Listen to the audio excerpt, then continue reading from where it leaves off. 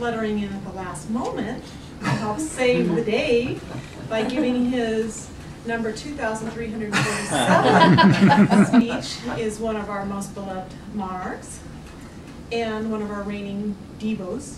Is that the masculine divas? Who overwinters and oversummers in Club 2032, a man of all seasons, giving his impromptu speech on how the tools and experience we gain here can be carried out into the rest of our lives. Please welcome to the lectern, Carl Thormeyer. Wait, sorry. Giving his an educational speech called "What's in it for me?" Sorry.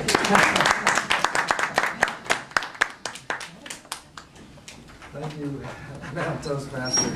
You know, when you join Toastmasters, you come in the room and wonder, you know, I just want to learn how to speak. Why do I have to be an icon? Or what's this with the opening remark? Can't the president do that? What about all these other roles that we have? It's all kind of weird. I just want to speak. And eventually you figure it out and you participate and you do all the roles and it starts to make more sense. But maybe you haven't really given a lot of thought as to how it all fits together. I'm going to try to shed a little bit of light on that here today. Well, Toastmasters always advertises itself as for better listening, thinking, and speaking in that order. You notice that speaking is third, listening is first. That's the one I have the most trouble with. All right? My wife keeps telling me that. And thinking, that's the second thing I have trouble with. That's what people tell me about.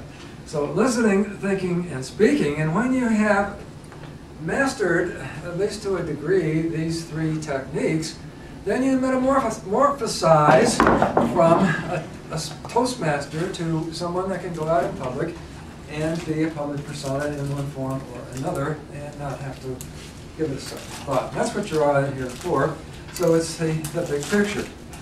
Now, it's true. We have a lot of small, what we call smaller roles that maybe don't really turn you on when you first hear about them. Opening remark, for example. Why can't the president do that? The president can do that, but it's a speaking opportunity. It's a chance to get up here and set the mood for the day. So when Steve got up here today, he had us all really thinking, see, number two thing, thinking about what the meeting was going to be about. I'm not sure whether the president, if had to do it every week, whether he'd have the same energy for the opening remark as we'd get from rotating it.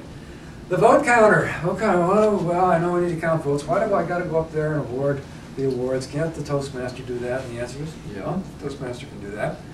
But again, it's a speaking opportunity. It's a chance to get up here before the group, perhaps one of your first speaking opportunities before the group, and exercise it in an environment that no one's going to fault you for. So that's early speaking assignments. Now we have early listening assignments also. I would venture to say today that Aaron Sanchez is listening very carefully, because I've heard that bell a lot, more than I have in many recent weeks. He's listening, all right? Eye counter. Wordmaster has to listen. Did we use the word? And keep track. So another exercise in listening. And how about grammarian? Arnie's got a whole pad of paper. His first sheet's already filled out all the way. I can see from here. He's been listening. And of course, as an evaluator, you listen to the speech and give appropriate feedback. So the listening part is important. And then we get into such things as a general evaluator, where not only do you have to listen all the meeting, but then you've got 4 minutes to speak up here in a bit of an impromptu fashion. So all of these roles do something. There's something in it for you in order to improve your ability to think or to listen or to speak. Now, the larger roles that sometimes we're either afraid of or take a little bit more preparation also have even more things in it for us. For example, being a table topics participant. You have a chance to speak off the cuff in an impromptu manner, and it gives you the skills you need in those other parts of your life where someone comes up to you and says, Carl, you're next in line to be acting president, get up here. And all of a sudden, I've got to come up with how am I going to start the meeting, which is what happened today, all right? And of course, this goes into your real life. If you're sitting around a board meeting where you're working and your boss says to you, Fred, what do you think about this particular patient? And maybe you haven't really seen that particular patient, but if you've been thinking about whatever, and listening to what everybody's been saying, perhaps you'll be able to say, oh yeah, well my opinion is such and such, rather than, I wasn't listening, or God, I really don't have a clue. And table topics, of course, gives you that opportunity. Those of you who know my other life, I have to use table topics a lot because I never know what somebody else that's sharing an anchor desk with me is going to ask me on live television. And immediately I have to come up with an answer, and I couldn't have done that without all my years of table topics experience. So that's what's in it for you. Now, as we get into the functionary roles where you are in charge of part of the meeting, when you're table topics master, this is your first opportunity really to run a portion of the meeting.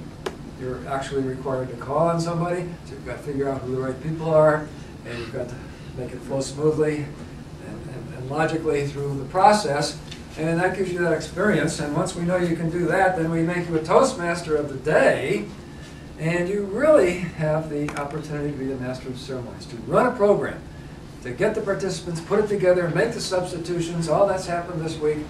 Until last night when I felt so sorry for Kathy, who only one speaker and 3 evaluators, I raised my hand and I said, okay, I'll speak. You know, she was juggling around trying to make it all fit. And so she sent me a really nice email after that. Thank you so much. And all the cookies you can eat. And all the cookies I can eat, which I'm going to take care of. Now, I've had experience in professional societies. And in these professional societies, we have conferences. And people speak at these conferences. And some of them are good and some of them aren't, but they're all limited to 15 minutes. If you are in charge of that part of the program, you've got to go and get in touch with them, see what the title of their talk is, make sure they know what the timing is, make sure they're going to be there. And I do this and I think to myself, it's like being Toastmaster of the day.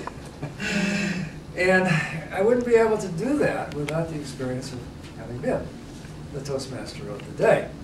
Now, I've left one functionary out, and it's that box right there with the yellow light on it. That's the timer, because this requires not only listening, and it requires thinking, and then giving the report requires speaking. It requires all three, and to this day, even all my years in Toastmasters, I still mess this up every time I'm timer.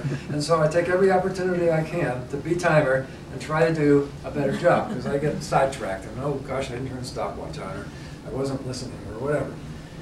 And even in a professional society, part of being the chair is you keeping time for the speakers and making sure that when their 15 minutes is up, they're out of it.